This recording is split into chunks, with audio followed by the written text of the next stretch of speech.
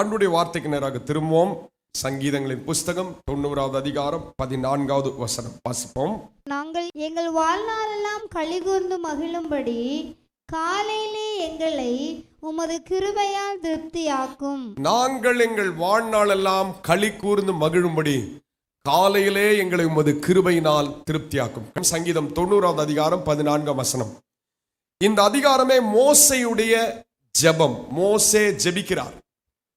என்ன ஜெபிக்கிறார் அப்படின்னா, ஆண்டவரே, எங்கள் வாழ்நாளெல்லாம் நாங்கள் மகிழ்ந்து களி கூறுவதற்கு நீங்க எனக்கு என்ன தாங்க அப்படின்னா, உங்க கிருபையினால எங்களை என்ன ஆக்குங்கன்னா மகிழ்ச்சி ஆக்குங்கள் என்று சொல்லி அவர் ஜெபிக்கிறத பார்க்கிறோம். அவர் என்னென்னமோ ஆண்டவற்றை கேட்டிருக்கலாம், அநேக காரியங்களை அவர் கேட்டிருக்கலாம். ஆனால் அவர் தேவனிடத்துல கேட்ட ஒரு காரியம் என்ன கேட்டார்னா, உங்க கிருபை தான் வேணும் ஆண்டவரே, எனக்கு உங்க கிருபையினால் என்ன ஆக்குனா மகிழ்ச்சி ஆக்கும் என்று சொல்கிறார். இந்த மாதம் கர்த்தர் நமக்கு கொடுத்த வாக்கு தத்தம் 2 கொரிந்தியர் 12வது அதிகாரம் 9வது வசனம், என் கிருபை உனக்கு போதும் என்று சொன்னார். அப்ப இந்த மாதம் முழுதும் நம்ம கிருபையை குறித்து தான் நம்ம கற்றுக்கொள்ள போகிறோம். கிருபையினால நம்ம எப்படி ரட்சிக்கப்பட்டோம்லாம் கடந்த வாரத்துல நம்ம பார்த்தோம். இந்த வாரத்துல ஒரு மனிதனுடைய ஜெபத்துல எவ்வளவு தூரம் கிருபையை முக்கியத்துவப்படுத்தி அவர் ஜெபிக்கிறார் என்பதுதான் நம்ம தியானத்துக்கு எடுத்துக்கொண்டோம். மோசே அவர் பார்க்கிறார், 400 வருஷம் இந்த ஜனங்கள் அடிமைத்தனத்துல இருக்கிறாங்க. அடிமைத்தனம்னா ரொம்ப கஷ்டமான ஒரு வாழ்க்கை, கசப்பான வாழ்க்கை. யாருக்காவது அடிமைப்பட்டுட்டோம் அப்படின்னா, அதுல இருந்து எந்த ஆவிக்காவது, பிசாசுக்காவது, மனுஷனுக்காவது நம்ம அடிமைப்படுவோம்னா, அதுல இருக்கிற ஒரு பெரிய என்ன ஒரு பிரச்சனை அப்படின்னா, எதையும் நம்ம சுயமா செய்ய முடியாது. அந்த அளவுக்கு இந்த ஜனங்கள் 400 வருஷம் கடினமான அடிமைத்தனத்தில் இருந்தார்கள். வாழ்க்கையே கசப்பா மாறிடுச்சு. பேசாம நாங்க இருக்கிறதுக்கு செத்து போயிடுறோன்ற வார்த்தையை சொல்றாங்க. அவ்வளவு தூரம் வாழ்க்கை கடினமா இருக்கு. ஆனா ஆண்டவர் இந்த ஜனங்களை ஒரு பெரிய ரட்சிப்பின் மூலமாக, கிருபையின் மூலமாக, அவருடைய இரத்தத்தின் மூலமாக அவர் என்ன செய்து வரார்னா, 400 வருஷ ஜனத்தை, அடிமைத்தனத்தை அவர் வெளியில அவங்களை மீட்டு கொண்டு வருகிறார்.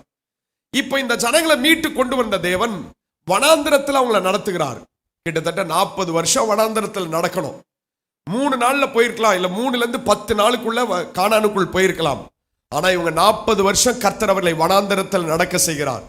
இந்த நடக்கிற இந்த காலகட்டத்துல 400 வருஷம் அடிமைத்தனத்துல ரட்சிக்கப்பட்ட ஜனங்கள் இப்போ வனாந்திரத்துல வரும்போது, இந்த தேவனுடைய கிருபையை சார்ந்து கொள்ள வேண்டிய அநேகர் கர்த்தருடைய கிருபையை அவர்கள் சார்ந்து கொள்ளல, கர்த்தரை சார்ந்து கொள்ளல, அந்த கிருபையை ரொம்ப முக்கியத்துவப்படுத்தல. இதை தான் பார்க்கும்பொழுது மோசே அவன் கண்ணால பார்க்கிறான், லட்சக்கணக்கான ஜனங்கள் வனாந்திரத்திலே மடிந்து போனார்கள். நீங்க யோசிச்சு பாருங்க, 20 லட்சம் ஜனத்துல பைபிள் சொல்லுது 20 லட்சம் ஜனம் ஆரம்பிச்சாங்க பாருங்க. அவர்கள் யாருமே கானானுக்குள் போல, யோசுவா காலேபை தவிர ஒரு புது சந்ததி தான் போச்சான் உள்ள. அப்போ வனாந்திரத்துல எத்தனை லட்சம் பேர் மரிச்சிருப்பாங்கன்னு கொஞ்சம் யோசிச்சு பாருங்க. ஒவ்வொரு நாள் ஒருத்தர் மரிப்பாங்க, வனாந்திரத்துல அங்கேயே புதைச்சிட்டு போயிட்டே இருக்க வேண்டியதான். ஆனால் மோசே இப்ப ஜெபிக்கும் போது தன்னுடைய வயதான நாட்களில கானானுக்குள் போறதுக்கு முன்பதாக அவர் கேட்ட ஒரு ஜெபம், அவர் செய்த முக்கியமான ஜெபத்தில் அந்த வசனத்தை மறுபடியும் எல்லாரும் சேர்ந்து வாசிக்கலாமா? சங்கீதம் 90:14 எல்லாருமே சேர்ந்து வாசிக்கலாம். வாசியுங்கள். நாங்கள் எங்கள் வாழ்நாள் எல்லாம் களி கூர்ந்து மகிழும்படி காலையிலே உமது கிருபையினால் என்ன செய்யணும்? திருப்தியாக்கும். இந்த ஜனம் அழிந்து போச்ச ஜனம், அங்க மரிச்சு போனாங்களே, நிர்மூலமானாங்களே, இந்த ஜனம் கிருபையை உணரலையே, தேவன் கொடுக்கிற கிருபையை உணராம இப்படி மரிச்சு போயிட்டாங்களேன்னு சொல்லி ரொம்ப வேதனையோடு சொல்கிறார். நாங்க துன்பத்தை கண்ட வருஷத்துக்கு பதிலா ஆண்டவரே எங்களுக்கு ஒரு மகிழ்ச்சியை தாங்க. அது எப்படி தாங்கனா, உங்க கிருபையின் மூலமா எங்களை மகிழ்ச்சி ஆக்கும் என்று சொன்னார். சொல்லுங்க ஒரு அல்லேலூயா. கிறிஸ்தவத்துக்கு அஸ்திபாரமே கிருபை. We are saved by grace. நம்ம ஆண்டவருடைய கிருபையினால் ரட்சிக்கப்பட்டோம். நம்முடைய கிரியையினால் அல்ல, நம்முடைய பலத்தினால் அல்ல, நம்முடைய பணத்தினால் அல்ல, நம்முடைய அழகினால் அல்ல, நம்முடைய படிப்பினால் அல்ல, நம்முடைய ஞானத்தினால் அல்ல. நம்மை ஆண்டவர் ரட்சித்தது ஒரே ஒரு நோக்கம். எப்படி ரட்சித்தார்னா சொல்லுங்க, எப்படி ரட்சித்தார்? கிருபையினாலே ரட்சித்தார். பக்கத்துல முடிஞ்சா தட்டி சொல்லுங்க, நீங்க கிருபையினால ரட்சிக்கப்பட்டிருக்கிறீங்க. ஆனா நான் அந்த கிருபையை குறிச்சுலாம் நான் பாட்டுக்கு வரேன், நான் பாட்டுக்கு போறேன். எத்தனை பேர் ஒவ்வொரு நாள் ஆண்டவரே உம்முடைய கிருபைக்காக நன்றிப்பா, thank you for your grace, நீர் என் மேல காட்டி இருக்கிற அந்த கிருபைக்காக நன்றி நன்றி, அந்த கிருபையை நான் சார்ந்து கொள்கிறேன்னு சொல்லி எத்தனை பேர் அந்த கிருபைக்கு நாம் நன்றி செலுத்துகிறோம்? ஒரு நாள்ல பேசும்போது எத்தனை முறை நம்முடைய நாவல தேவனுடைய கிருபையை நம்ம அங்கீகரிக்கிறோம்? இல்லனா தேவனுடைய கிருபை தான் எல்லாம் என்று சொல்லி ஆண்டவருக்கு அந்த மகிமையை செலுத்துகிறோம். நம்ம மறந்திருப்போனா இந்த 9வது மாசம் அதை தான் நினைவுபடுத்த ஆண்டவர் சொன்னார். என் கிருபையை கொடுக்கிறேன், அந்த கிருபையைத்தான் நம்ம எல்லாருமே சார்ந்து நம்முடைய நாட்களை நடத்துவது மிக மிக அவசியமானது. ஒரு கூட்ட ஜனம் தேவனை அறிந்திருக்கிறேன்னு சொல்றவங்க, சர்ச்சுக்கு வரேன்னு சொல்றவங்க, அவங்க தேவனுடைய கிருபையை புரிந்து கொள்ளாத நேரத்துல இந்த சத்தத்தை கேட்கிற தேவ பிள்ளைகள் அந்த கிருபையை நம்ம உணர்ந்து கொள்வோமா? நிச்சயமாய் சொல்கிறேன், வனாந்திரத்தில் மடிந்தவர்களாய் நாம் இராதபடி கர்த்தர் நமக்கு குறித்த கானானுக்குள் நிச்சயம் நம்மை பிரவேசிக்க செய்வார். நித்திய பரலோகத்துக்குள்ள நிச்சயமாய் நம்மை கிருபையாய் பிரவேசிக்க செய்வார். சரி, முதலாவது அப்போ அந்த கிருபையை இவ்வளவு மையப்படுத்தி ஜெபிக்கிற மோசே சொல்லுகிற முதல் காரியத்துல ஒன்று என்ன சொல்றாருன்னா, அந்த கிருபையை எப்ப ஆண்டவர் ஒரு தேவ பிள்ளைக்கு கொடுத்துக்கிட்டே இருக்கிறார்னா, எப்ப கொடுக்கிறாரா சொல்லுங்க? அந்த வசனத்தை வாசிங்க, கவனிச்சீங்களா? சங்கீதம் 90:11 எப்ப கொடுக்கிறாராம்? காலையிலே உமது கிருபை எனக்கு தாரும். அப்ப என்னுடைய முதல் குறிப்பு, என்னுடைய தியானத்தின் தலைப்பு மோசேயின் ஜெபம், பிரேயர் ஆஃப் மோசஸ். அந்த ஜெபத்தில் அவர் முதல் குறிப்பை என்ன சொல்கிறார்னா, காலையிலே உங்க கிருபையை தாங்க ஆண்டவரே. உங்க கிருபை காலைதோறும் புதுசா இருக்கு. எனக்கு தெரியல ஒவ்வொரு நாள் காலையில எதெல்லாம் நமக்கு கிருபையை தவிர புதுசா இருக்குன்னு எனக்கு தெரியல. அதே வீடுதான், அதே மனைவி, அதே பிள்ளைகள், எல்லாமே அதே அதே வண்டி, அதே எல்லாம் போயிட்டு இருந்தாலும் ஒரு தேவ பிள்ளைக்கு ஒவ்வொரு நாளும் ஆண்டவர் புதிய புதிய கிருபைகளை கொடுத்து கொண்டே இருக்கிறார். ஹல்லேலூயா! இன்னைக்கு இந்த கிருபைக்கு நம்ம விலை கொடுக்கவே முடியாது. இந்த கிருபைக்கு நம்ம விலை கொடுக்கவே முடியாது. உலகத்தில் உள்ள எல்லாவற்றுக்கும் விலை உண்டு. யாராவது கிருபையை கொஞ்சம் போய் விலைக்கு வாங்கிட்டு வந்துருங்களேன், முடியாது. அது தேவன் தம்முடைய பிள்ளைகளுக்கு கொடுக்கிறார். கிருபைக்கான விளக்கம் என்ன சொல்வீங்கன்னா, தகுதி இல்லாதவனுக்கு கொடுக்கப்படுகிற காட்டப்படுகிற தயவு. இஸ் நாட் worthy, அவனுக்கு எந்த தகுதியும் இல்லை. முன்னாடி நிக்க எனக்கு தகுதி இல்லை.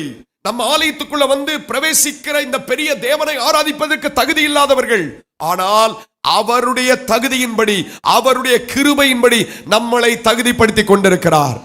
அப்ப நீங்களும் நானும் காலையிலே அவருடைய கிருபையை வாஞ்சிக்கணும். சொல்லுங்க, காலையிலே என்ன செய்யணும்? கிருபை வாஞ்சிக்கணும். எத்தனை தேவ பிள்ளைகள் காலையில் எழும்பின உடனே, ஆண்டவரே உங்க கிருபைப்பா, இந்த நாளுக்கான கிருபை ஆண்டவரே, இன்னும் எனக்கு கிருபை வேண்டுமா அப்படின்னு சொல்லி, நாம் இன்னும் எனக்கு கிருபை வேண்டுமாப்பான்னு சொல்லி எவ்வளவு அந்த கிருபையின் மேல் வாஞ்சியா இருக்கிறோம். இன்னைக்கு கிருபையை குறித்து சரியான புரிதல் உங்களுக்கு இல்லை என்றால், உங்களுடைய விசுவாசம், உங்களுடைய ரட்சிப்பு, உங்க பரிசுத்தம், நீங்க பெற்றுக்கொள்கிற ஆசீர்வாதம் எல்லாவற்றுக்கும் அஸ்திபாரம் என்னன்னா கிருபை தான் அஸ்திபாரம். கிருபையினாலே நாம் விசுவாசத்தை கொண்டு என்ன செய்யப்பட்டிருக்கோம்னா ரட்சிக்கப்பட்டிருக்கிறோம். ஆனா இன்னைக்கு ஒரு கூட்டத்தார் எப்படி போய் கொண்டிருக்கார்கள் என்றால், வாசிங்க, ஒரு மனுஷனுடைய வாழ்க்கை எப்படி இருக்குன்னு சொல்லி மோசே சொல்லுகிறான். சங்கீதம் 90வது அதிகாரம் 5-6 வசனங்களை வாசிங்க.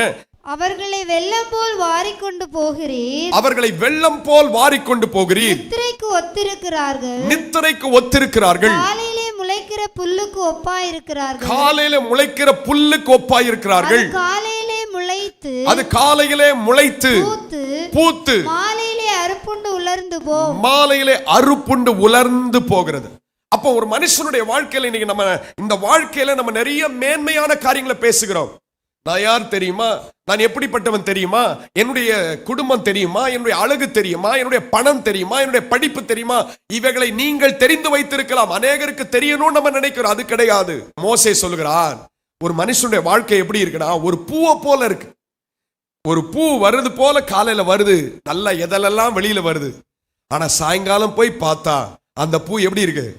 வாடி சுருங்கி அப்படியே ஒண்ணுமே இல்ல, ஜீவனற்று. கொஞ்ச நேரத்தில் அது அடுத்த நாள் காலையில போய் பார்த்தீங்கன்னா அது உதிர்ந்து அப்படி கீழே விழுந்து கிடக்குது. இதுதான் ஒரு பூவுடைய ஒரு நிலை அப்படின்னு சொல்லிட்டு சொல்றார். மனுஷனுடைய வாழ்க்கை கூட ஒரு பூவை போலதான் இருக்கு. அவன் கொஞ்ச காலம் நல்லா பூத்து அப்படியே நல்லா இருக்கிறது போல தெரிகிறான். ஆனா திடீர்னு பார்த்தா அவன் உலர்ந்து ஒண்ணுமில்லாம காய்ந்து போயிடுறானே. ஆண்டவரே, இந்த இப்படிப்பட்ட ஒரு வாழ்க்கை நடுவில் எங்களுக்கு நீ தர வேண்டிய ஒன்றே ஒன்றுதான், உங்க கிருபை எங்களுக்கு தாரும் என்று மோசே ஜெபிக்கிறார். ஒரு நிரந்தரமற்ற வாழ்க்கை, ஒரு நம்பிக்கையற்ற வாழ்க்கை. இந்த உலகம் ஒரு கதை புஸ்தகத்தை போல நம்முடைய நாட்களை ஒப்பிடுகிறது. கதை புஸ்தகம், முதல் பேப்பர் ஆரம்பிக்கிறோம் வாசிக்கிறதுக்கு, கதை முடிஞ்ச உடனே புத்தகத்தை மூடி அப்படி தள்ளி வச்சிடறோம். அப்போ ஒரு கதையை போல நம்ம வாழ்க்கை இருக்கும்னா, இன்னைக்கு இந்த உலகத்தின் மனுஷன் நடுவிலே வாழ்ந்து கொண்டிருக்கிற நாம் எவ்வளவு தூரம் இந்த கிருபை நமக்கு அவசியமானது. சொல்லுங்க ஒரு அல்லேலூயா. கிருபை எங்களுக்கு அவசியமானது. எத்தனை பேர் சொல்ல முடியும், ஆண்டவரே கிருபை இல்லாம என் நாளை நான் ஆரம்பிக்கவே கூடாது. ஆனா இன்னைக்கு எல்லாருக்கும் ஆண்டவர் கிருபை காமிச்சிருக்கிறார். அதுக்கு அடையாளம் என்ன? இன்னைக்கு நான் சபையில வந்து உட்கார்ந்து இருக்கிறதே கர்த்தர் என் மேல எப்படி இருக்கிறார்? கிருபையார். அப்ப பக்கத்துல தட்டி சொல்லுங்க, உங்க மேல ஆண்டவர் எப்படி இருக்கிறார்?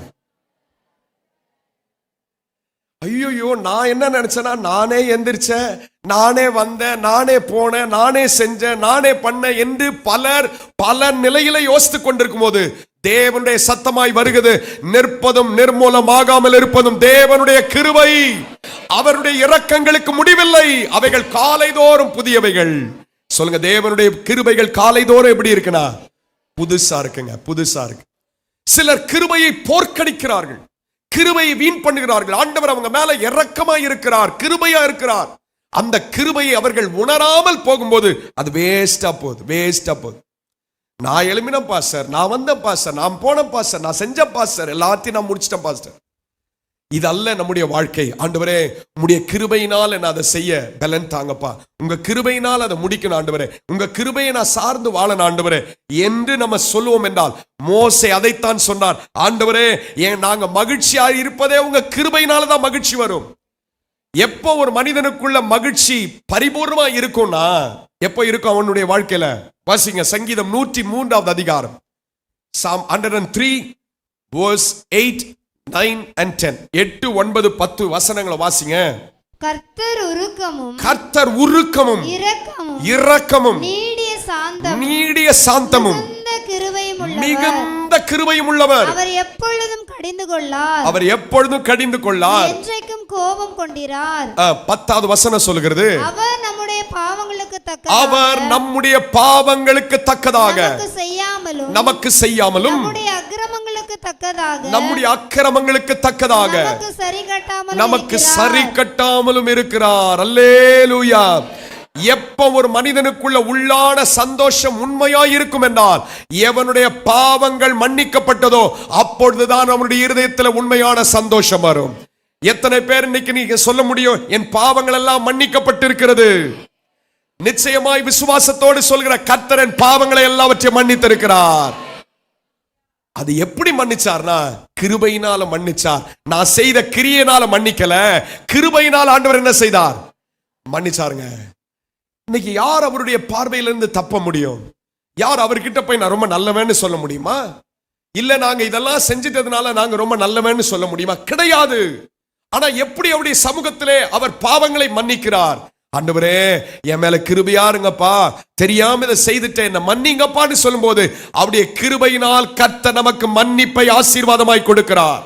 இந்த உலகத்தில் இருக்கிற முதல் ஆசீர்வாதம் எதுன்னு என்ன கேட்பீங்கன்னா, நம்முடைய பாவங்கள் மன்னிக்கப்பட்டதுதான் நமக்கு கிடைத்த முதல் ஆசீர்வாதம். இந்த உலகத்துல பணத்தை நிறைய பேர் முக்கியத்துவப்படுத்துவார்கள், பொருட்களை முக்கியத்துவப்படுத்துவார்கள், வேறு சில காரியங்களை முக்கியத்துவப்படுத்துவார்கள். ஆனா ஒரு ரட்சிக்கப்பட்ட தேவ பிள்ளை, ஆண்டவரை விசுவாசிக்கிறேன்னு சொல்கிற பிள்ளை எதை முக்கியத்துவப்படுத்துவார்களா? என் பாவங்கள் எல்லாம் என் ஆண்டவர் மன்னித்ததற்காக ஸ்தோத்திரம், அவருடைய கிருபையினால் என்னை மன்னித்திருக்கிறார், அவருடைய கிருபையினால் எனக்கு ரட்சிப்பு கிடைத்திருக்கிறது. அதனால்தான் மோசே சொல்லுகிறார், அந்த கிருபையை உணராம இப்படி படிச்சிட்டீங்களப்பா, உங்களுக்கும் ஆண்டவர் சொன்னார் கானானுக்குள்ள போவீங்க, உங்களுக்கும் தான் வாக்குத்தத்தம் சொன்னார். ஆனா கர்த்தரை முறுமுறுத்தீங்க, பாவம் செய்தீங்க, தேவன் விரும்பாததை செய்தீங்க, வனாந்திரத்தில் இப்படி மடிஞ்சு போயிட்டீங்களப்பான்னு சொல்லி கதறி ஜெபிக்கிறார். அவர் ஜெபத்துல என்னென்னமோ கேட்கலாம். நீங்க ஜெபத்துல என்ன கேட்கறீங்க? நீங்களும் நானும் என்ன கேட்கிறோம்? நீங்க என்ன கேட்கறீங்க ஜெபத்துல? நிறைய நேரம் என்ன கேட்கிறோம் நம்ம? பாஸ்டர் அதை கொடுத்தா ரொம்ப நல்லா இருக்கும் பாஸ்டர், இதை கொடுத்தா நல்லா இருக்கும் பாஸ்டர், மொத்தமா சேர்த்து கொடுத்தா ரொம்ப ரொம்ப நல்லா இருக்கும் பாஸ்டர். ஆனா மோசே ஜெபிக்கும் போது ஒரு தேவ மனுஷனா, உண்மை உள்ள மனுஷனா, பரிசுத்தமான ஆண்டவற்றை அவர் கேட்கிறார். காலையிலே உமது கிருபையை தாரும், நாங்கள் எல்லாம் உமக்குள்ள மகிழ்ச்சியா இருக்க என்று சொல்கிறார். இன்னைக்கு நம்ம கிருபை தேவனுடைய சமூகத்தில் அதிகாலையில கர்த்தர் கொடுக்கிறார். எனக்கு தெரியல, அந்த கிருபை அந்த நாள்ல முழுவதுமா நீங்க உணர்றதுக்கு நீங்கள் காலையிலே தேவ சமூகத்தில் அந்த கிருபையை பெற்று அவரோடு பயணிக்கும் போது நான் சொல்றேன், அந்த கிருபை இன்னும் விலையேற பெற்றதாக உங்க வாழ்க்கைக்கு வரும். இன்னைக்கு நிறைய பேருக்கு அந்த கிருபையுடைய முக்கியத்துவம் புரியவில்லை. அதனால்தான் யாத்ராகம புஸ்தகம் 34வது அதிகாரம் 9ஆம் வசனத்துல மோசே தன் வாயினால் சொன்ன அந்த வார்த்தையை வாசிங்க. யாத்திராகமம் 34:9 வாசிங்கள். ஆண்டவரே, ஆண்டவரே, உம்முடைய கண்களில் எனக்கு கிருபை கிடைத்ததானால் எங்கள் நடுவில் ஆண்டவர் எழுந்தருள வேண்டும். இந்த ஜனங்கள் வணங்கா கழுத்துள்ளவர்கள். நீரோ எங்கள் அக்கிரமத்தையும் எங்கள் பாவத்தையும் மன்னித்து எங்களை உமக்கு சுதந்திரமாக ஏற்றுக்கொள்ளும் என்றான். ஆண்டவரே, இந்த ஜனங்க எப்படிப்பட்ட ஜனங்களா? நான் உங்களை சொல்லல, பைபிள்ல அந்த இஸ்ரவேல் ஜனங்களை கொடுத்து எழுதப்பட்டிருக்கிறது. அவர்கள் என்ன கழுத்துடையவர்கள்? வணங்கா கழுத்துனா என்ன தெரியுமா? என்னதான் அவர்களுக்கு தேவனே சொன்னா கூட அவங்க வாழ்க்கையில நீங்க கடுகளவு கூட கீழ்ப்படிதல் பார்க்கவே முடியாது. they will not obey the word of God. கடைசி வரை ஒப்பு கொடுக்கவே மாட்டாங்க. நான் இப்படியே வளர்ந்துட்டேன், இப்படியே இருந்துடுறேன், இப்படியே நான் போயிடுறேன், இப்படியே வனாந்திரத்திலே மடிஞ்சு போனா கூட பரவாயில்ல, அந்த கிருபையெல்லாம் சார்ந்து வாழ முடியாது பாஸ்டர். காலையெல்லாம் எழும்பி ஆண்டவற்ற கிருபையெல்லாம் கேட்க முடியாது பாஸ்டர். இப்படி தன்னுடைய மனதை அப்படி வச்சுக்கிறாங்க பாருங்க. அவங்களத்தான் இங்க சொல்லுது வணங்கா கழுத்துடையவர்கள். ஆனா மோசே சொல்றான், இந்த ஜனங்க அப்படி இருக்கிறாங்க ஆண்டவரே, ஆனா நீங்க உங்க கிருபை எங்களுக்கு நீ நிச்சயமா எங்களுக்கு தர வேண்டும் என்று கேட்கிறார். கிருபை எனக்கு மாத்திரம் அல்ல, என் குடும்பத்துக்கு, என் பிள்ளைகளுக்கு, நான் சார்ந்திருக்கிற எந்த இடத்திலும் நான் கிருபையை வாஞ்சிப்பேனா காலையிலே அந்த புதிய கிருபைகளை கர்த்தர் கொடுத்து கொண்டே இருப்பார். இரண்டாவது மோசே தன்னுடைய வாயினால் இந்த கிருபையை எப்படி சொல்லுகிறார் வாசிங்கள். யாத்திராகம புஸ்தகம் book of Exodus chapter 15 verse 13. யாத்திராகமம் 15வது அதிகாரம் 13ஆம் வசனம் வாசிங்கள். நீர் மீட்டுக்கொண்ட இந்த ஜனங்களை கிருபையினாலே அழைத்து வந்தீர். எப்படி ஆண்டவர் அழைச்சிட்டு வந்திருக்கிறாரா? கிருபையினாலே அழைத்து வந்தீர். பரிசுத்த வாசஸ்தலத்துக்கு நேராக அவர்களை உமது பலத்தினால் வழி நடத்தினீர். இப்போ இந்த ஜனங்க நான் சொன்ன ஆரம்பிக்கும் போது 400 வருஷ அடிமைத்தனத்திலிருந்து கர்த்தர் தான் ஆபிரகாமோடு செய்த உடன்படிக்கையை நினைவு கூர்ந்து கிருபையா இந்த ஜனங்களை வெளியில கொண்டு வந்தார். கொண்டு வரும்போது பார்வோன் என்கிற மிக மோசமான ராஜா, சாத்தானுக்கு ஒப்பானவன், இவங்களை அழிக்கிறதுக்கு அவன் பின்னாடி கங்கணம் கட்டி வந்தான். கர்த்தர் செங்கடலை 2ஆய் பிளந்தார், அவங்களை அதன் நடுவே நடக்க செய்தார். இப்ப வெளியில வந்து திரும்பி பார்க்கிறாங்க, அந்த செங்கடல்ல எல்லா பார்வோனின் ஆட்கள் மூழ்கடிக்கப்பட்டு எதிராளி எல்லாம் மரிச்சு போயிட்டான். இவங்களை அழிப்பேன்னு வந்தவன கர்த்தர் அழித்து போட்டார். இப்ப திரும்பி பார்க்கும்போது சொல்லுகிறாங்க, ஆண்டவரே உம்முடைய கைவிடாத கிருபைக்காக ஸ்தோத்திரம் என்று சொல்லுகிறார். அல்லேலூயா. இரண்டாவது மோசே தன்னுடைய வாழ்க்கையில உணர்ந்து சொன்னது என்னன்னா, தேவனுடைய கிருபை எங்களை கைவிடவே இல்லை. சொல்லுங்க, ஆண்டவருடைய கிருபை நம்மளை என்ன செய்யல. அப்ப இரண்டாவது கைவிடாத கிருபைங்க, கைவிடாத கிருபை. இந்த உலகத்துல எல்லாருமே உங்களை கைவிட்டு போகலாம், நேசித்தவங்க கைவிட்டு போகலாம், ஒருவேளை நம்பி இருக்கிற மனுஷங்க கைவிட்டு போயிடலாம். ஆனா இந்த சத்தம், இந்த வார்த்தை உங்க இருதயத்தில் விதைக்கப்படுவதாக, அவருடைய கிருபை என்னை விட்டு விலகவில்லை. அல்லேலூயா. அப்படியே கிருபை நம்மை விட்டு விலகலங்க. அதைத்தான் மோசே சொன்னான், நாங்க அழிஞ்சு போயிருப்போம். ஏன்னா எதிராளி சொன்னான், முற்றிலும் அழிச்சிருவேன்னு சொன்னான், சவால் விட்டான். அவன் பின்னாடி விரட்டிட்டு வந்தான். நாங்கெல்லாம் பயந்தோம், எப்படி இந்த செங்கடலை கடக்க போகிறோம்.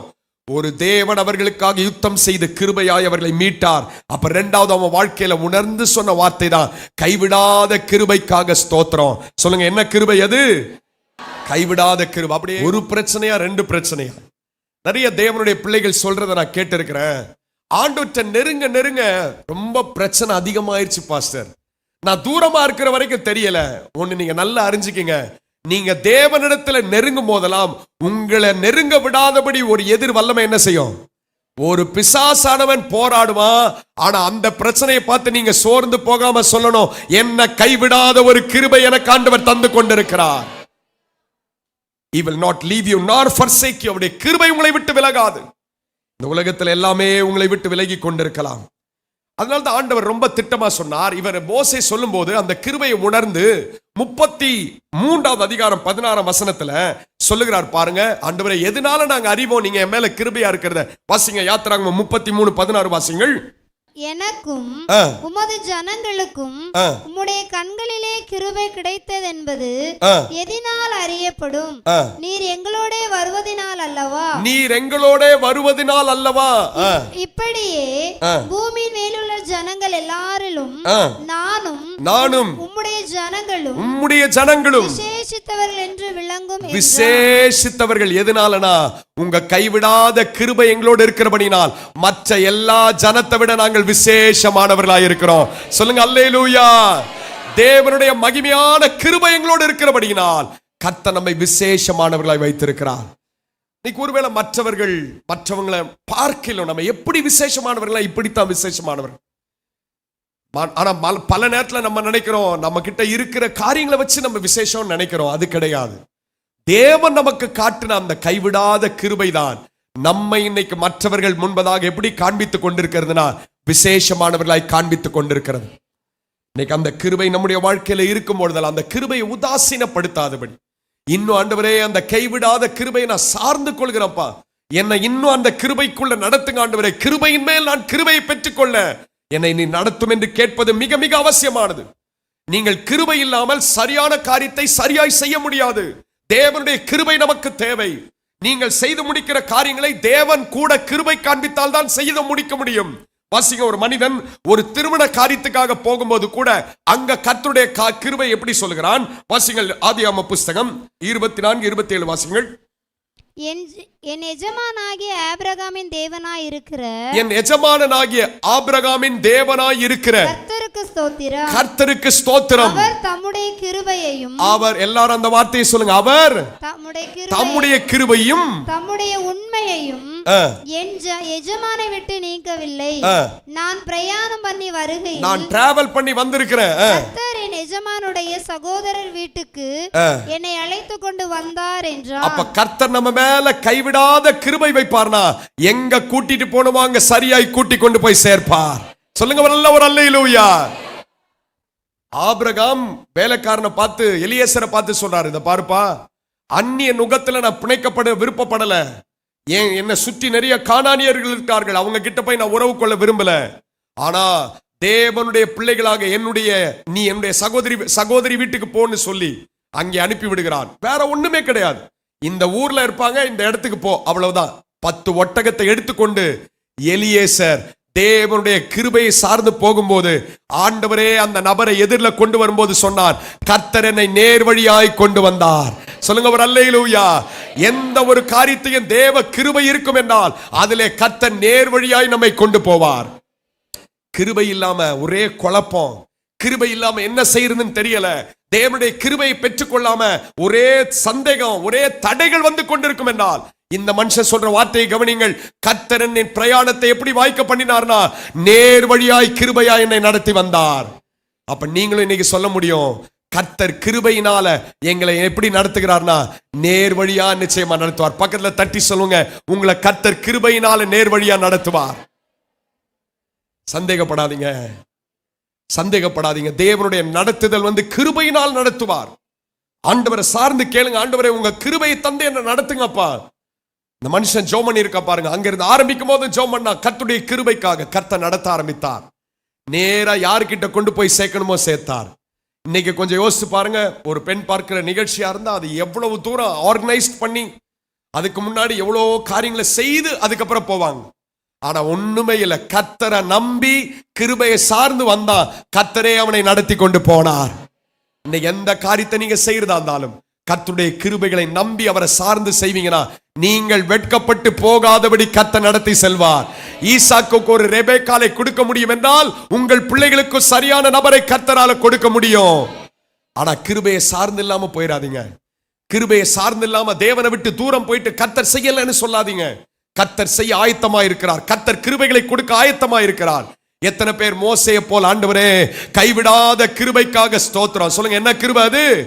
கைவிடாத கிருபைக்காக ஸ்தோத்திரம். சிலதை உணர்வீங்க, நான் நிச்சயமா சொல்கிறேன். இந்த வார்த்தை, இந்த வாக்கு தத்தமான வசனத்தை கவனிங்க. அடுத்த குறிப்புக்கு நம்ம போய் முடிக்கலாம். வாசிங்கள் ஏசாயா 54வது அதிகாரம் 10வது வசனம். எல்லாரும் சேர்ந்து வாசிக்கலாமா? ஏசாயா 54:10 வாசிங்க எல்லாரும் சேர்ந்து.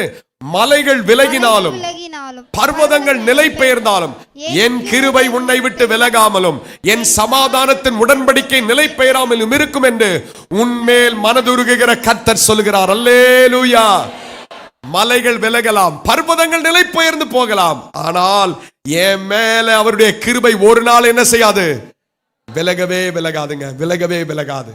உங்களுக்கு தான் ஆண்டவர் திட்டமா சொல்கிறார், நான் உன்னை நடத்தணும்னா நீ என் கிருபையை சார்ந்து கொள்வது மிக மிக அவசியமானது. If I want to lead you, you have to trust my grace. என் கிருபையை நம்பு, என் கிருபையை சார்ந்து கொள், என் கிருபையை நீ அதை சார்ந்து கொள்ளும் போது நடத்துதலை பார்ப்பீங்க. மூன்றாவது ஒரு கிருபைய சங்கீதக்காரன் மோசே சொன்ன அந்த வசனத்தை வாசிங்க.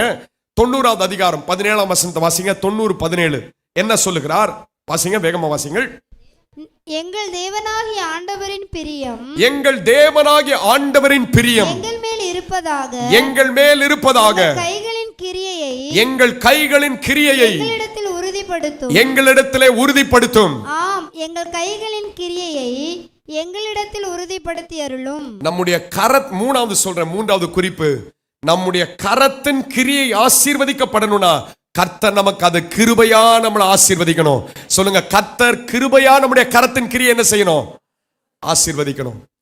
ஏன்னா இன்னைக்கு லட்சங்கள்ல சம்பளம் வாங்கின பிள்ளைகள் கூட தேவனுடைய பிள்ளைகள் வாங்குற அந்த கொஞ்சத்துல கிடைக்கிற ஆசீர்வாதம் கூட அநேக பேருக்கு கிடைக்கல. அப்ப நீங்க எப்படி பாக்குறீங்க இந்த தேவனுடைய கிருபையும் கரத்தின் ஆசீர்வாதத்தையும்? மோசே சொல்றார், ஆண்டவரே எங்களுக்கு வேற ஒண்ணு வேணாப்பா, உங்க பிரியம் எங்க மேல இருக்கு, உங்க கிருபை இருக்கு. ஆனா உங்க கிருபையினால இப்ப என்ன செய்யுங்கன்னா எங்க கரத்தினால செய்யப்படுகிற எல்லாவற்றையும் நீங்க ஆசீர்வதிக்கணும். சொல்லுங்க, எங்க கரத்தினால செய்யற எல்லாவற்றையும் என்ன செய்யணும்? ஆசீர்வதிக்கணும். நீயோ கடன் வாங்காமல் அநேகருக்கு என்ன கொடுப்ப? சிலர் சொல்லுவாங்க, நான் இப்ப வாங்கி பிராக்டிஸ் பண்றேன் பாஸ்டர், நாளைக்கு அப்பதான் என்ன செய்ய முடியும்? கொடுக்க முடியும். நம்ம ஆட்களை போல பேச முடியாது. அவசரப்படாதீங்க. தேவனுடைய சமூகத்துல தேவனை சார்ந்து தேவனுடைய சமூகத்துல ஜெபிச்சு இதெல்லாம் கிடைக்குதுன்னு வாங்குறது அல்ல. ஜெபம் பண்ணி ஆண்டவரை சார்ந்து நிப்போம்னா கர்த்தர் அது கொடுக்கவும் நமக்கு கிருபை செய்வார். மேலான ஆசீர்வாதங்களை தேவன் கொடுப்பார். அதனால்தான் இவர் ஜெபிக்கும் போது வேற எதையோ கேட்கல. சங்கீதத்தை முடிக்கும் போது 90ஆம் சங்கீதம், என் கரத்தின் கிரியை என்ன செய்யணும்னா, எல்லாரும் சேர்ந்து சொல்லுங்க, எங்கள் கரத்தின் கிரியைகளை கர்த்தர் என்ன செய்யணும்? ஆசீர்வதிக்கணும். அது எப்படி ஆசீர்வதிப்பார்? கிருபையினாலே எங்கள் கரத்தின் கிரியைகளை கர்த்தர் ஆசீர்வதிப்பார். இன்னைக்கு அப்படி சொல்வீங்க, நான் நிச்சயம் சொல்றேன், நீங்கள் மேலான காரியங்களை காண்பீர்கள். வாசிங்க, பவுல் ஒரு வசனத்தை சொல்கிறார். 2-3 வசனங்களை வாசி நம்ம வேகமா முடிக்கலாமா? வாசிங்கள். 1 கொரிந்தியர் 3ஆவது அதிகாரம் 7ஆம் வசனத்தை வாசிங்க. அப்படி இருக்க நடுகிறவனாலும் ஒன்றுமில்லை, நீர் பாய்ச்சுகிறவனாலும் ஒன்றுமில்லை, விளையச் செய்கிற தேவனாலே எல்லாம் ஆகும். சேர்ந்து சொல்லுங்க, விளையச் செய்கிற தேவனாலே எல்லாம் ஆகும். கர்த்தரால் ஆகுங்க. கர்த்தரால் ஆகாத காரியம் ஒன்றுமே இல்லை. நம்மளை சோம்பேறியா இருக்க ஆண்டவர் சொல்லல. நான் சும்மா வீட்டுல வேலை செய்யாம படுத்துக்கிட்டு ஆண்டவரே வானத்தை திறந்து போடுங்கன்னு சொல்றது அந்த ஜெபம் கிடையாது. அது தவறான ஜெபம். நம்ம தேவனை சார்ந்து அவரவர்களுக்கு கொடுக்கப்பட்ட வேலையில பிரயாசப்படுறது நல்லது. பிரயாசம் இருக்கணும். எல்லா வேலைக்கும் பிரயாசம், ஜெபத்துக்கு பிரயாசம் தேவை. ஜெயித்து எடுக்கணும்னா ஒரு காரியத்துக்கு பிரயாசம் தேவை. ஆனால் அந்த பிரயாசம் எது மேல சார்ந்து இருக்கணும்னா தேவன் மேலையும் தேவனுடைய கிருபையின் மேலையும் சேர்ந்து பிரயாசப்படுவது அவசியமானது. இன்னைக்கு நிறைய பேர் பிரயாசப்படுறாங்க. எனக்கு தெரியும், இந்த சபையில 18 மணி நேரம் வேலை செய்யறவங்களா இருக்கிறாங்க. ஆனால் அந்த பிரயாசம் வீணா போயிடக்கூடாதுன்னு நான் சொல்றேன். உங்கள் பிரயாசம் கர்த்தருக்குள் இருக்கணும். ஏன்னா விளையச் செய்கிற தேவனாலே, சொல்லுங்க, விளையச் செய்கிற தேவனாலே எல்லாம் ஆகும். அப்ப இன்னைக்கு 3 குறிப்பு தான் நான் சொல்லியிருக்கிறேன். மோசேயுடைய ஜெபம், அந்த ஜெபத்தில் அவர் சொன்ன 3 காரியம். ஆண்டவரே, முதலாவது என்ன? கிருபையை தாங்க. என்ன செய்யுங்க? கிருபை தாங்க. காலையிலே உங்க கிருபையினால நிரப்புங்க. 2வது, அந்த கிருபை எப்படிப்பட்ட கிருபை? கைவிடாத கிருபை. 3வது கிருபை, கரத்தின் கிரியைகளை ஆசீர்வதிக்கும் கிருபை. நிச்சயமா உங்களை உங்க பிள்ளைகளை ஆண்டவர் ஆசீர்வதிப்பார். ஆனா கரத்தின் கிரியைகள் ஆசீர்வதிக்கப்படுவதற்கு தேவனை சார்ந்திருப்பது அவசியமானது. பல நண்பர்கள், பல துன்மார்க்கமான மனுஷன் பல ஆலோசனை சொல்லுவான். இன்னைக்கு நிறைய பேர் சிலருக்கு ஆலோசனை கொடுப்பாங்க. ரம்மி விளையாடிப்பார், உன் பேர்ல லக்கு இருக்கும், கர்த்தர் உன் பேர்ல இரக்கமா இருப்பார், அதனால என்ன விளையாடிப்பார்? ரம்மி விருப்பார், கர்த்தர் உன்னை ஜெயிக்க வைப்பார். இப்படி எல்லாம் ஆலோசனை கொடுப்பாங்கன்னா அந்த ஆலோசனை ஒரு தவறான ஆலோசனை. ஆமென். எதுவும் விசுவாசம் இல்லாமல், கிருபை இல்லாமல் சும்மா வருதுன்னு நீங்க போவீங்கன்னா அது நமக்குள் ஆபத்தை விழும். அதனால ஆமென், அந்த லாட்டரி சீட்டுகள் இதெல்லாம் அதிர்ஷ்டம்னு சொல்கிற நிறைய பேர் இருக்கிறாங்க. ஆனா நான் அதுக்கு என்ன வார்த்தை சொல்வேனா? கிருபை, கிருபை, கிருபை, கிருபை. எல்லாமே எங்களுக்கு கர்த்தர் கிருபையின் மூலமாகவே செய்து முடிப்பார். 3வது, கரத்தின் கிரியைகளையும் கர்த்தர் கிருபையினாலே உங்களை ஆசீர்வதிப்பார். ஒரே ஒரு வசனம் இறுதியாக எல்லாரும் வாசனம் எழும்பி நின்று ஜெபம் பண்ணுவோம். 1 பேதுரு 5வது அதிகாரம் 10வது வசனம். கிறிஸ்து இயேசுவுக்குள் நம்மை தமது நித்திய மகிமைக்கு அழைத்தவராயிருக்கிற சகல கிருபை பொருந்திய தேவன் தாமே கொஞ்ச காலம் பாட அனுபவிக்கிற உங்களை சீர்படுத்தி, சிறப்படுத்தி, பலப்படுத்தி நிச்சயமாய் உங்களை நிலைநிறுத்துமாறாக. அல்லேலூயா. சொல்லுங்க, இந்த கொஞ்ச கால பாடுல அவருடைய கிருபையை சார்ந்து கொள்வனா? சகல கிருபை பொருந்திய தேவன். சொல்லுங்க, சகல கிருபை பொருந்திய தேவன். அந்த கிருபையை சார்ந்து கொள்வனா? கொஞ்ச கால பாடுல கூட கர்த்தர் உங்களை சீர்படுத்தி, சிறப்படுத்தி, பலப்படுத்தி, உங்களையும் உங்கள் குடும்பத்தையும் உங்கள் பிள்ளைகளை நிலைநிறுத்த அவர் உண்மை உள்ளவராயிருக்கிறார். இன்னைக்கு அந்த கிருபையை சார்ந்து கொள்வீங்களா? அந்த கிருபைக்காக அதிகாலையில் எழும்பி ஆண்டவருடைய சமூகத்தில் முழங்கால் பண்ணிடுவீங்களா? ஆண்டவர்கிட்ட போய், ஆண்டவரே அந்த கைவிடாத கிருபை என்னை சூழ்ந்து கொள்ளட்டும்னு கேட்பீங்களா? கரத்தை காஞ்சி, ஆண்டவரே இந்த கரத்துல உங்க கிருபையினால் ஆசீர்வதிங்கன்னு சொல்லி ஜெபிப்பீங்களா? இன்னைக்கு ஜெபமே செய்யாத ஒரு தேவ பிள்ளை எப்படி கிருபையை சார்ந்து கொள்ள முடியும்? நான் ஜெபிக்கவே மாட்டேன், ஆனா ஆண்டவருடைய கிருபை மட்டும் எனக்கு வேணும்னா, ஆனா அவர் கிருபையை கொடுக்கிறார், பாவங்களை மன்னிக்கிறார். அதனால நம்ம அட்வான்டேஜ் எடுக்காதபடி இன்னைக்கு ஒரு அர்ப்பணிப்போடு நீங்க ஆண்டவருடைய சமூகத்தில் விட்டு கொடுங்க. இப்பொழுது இருக்கிற நிலை இந்த மாசத்தை முடிக்கும் போது மாற்றத்தோடு முடிக்க ஆண்டவர் கிருபை செய்வார். இன்னைக்கு வரைக்கும் நான் சொல்ற வேற மாதிரி நடந்து கொண்டிருக்கலாம், ஆனா இந்த வார்த்தைக்கு நீங்க அர்ப்பணிச்சு பாருங்க. ஜெபம் பண்ணி சொல்லுகிற இந்த வார்த்தைக்கு விட்டு கொடுத்து பாருங்க. ஒவ்வொரு நாள் காலையில கிருபைக்காக உங்களை அர்ப்பணிங்க. இரண்டாவது, கைவிடாத கிருபையை சார்ந்து கொள்ளுங்கள். மூன்றாவது, இந்த கையை வானத்துக்கு நேரா உயர்த்தி கரத்தின் கிரிகளை ஆசீர்வதிங்கன்னு கேளுங்க.